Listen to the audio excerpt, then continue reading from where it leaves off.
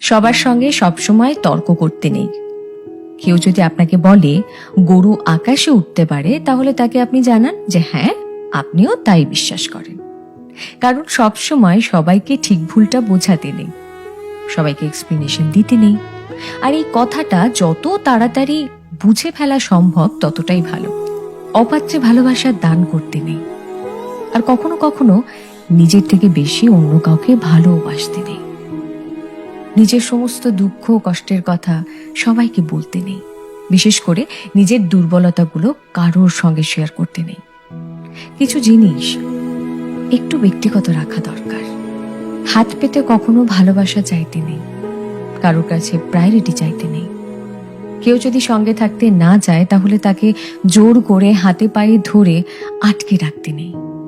আর সব থেকে বড় কথা, যেখানে কদর নেই সেখানে থাকতে নেই। নিজের মূল্য সবার আগে নিজেকেই বুঝতে হবে।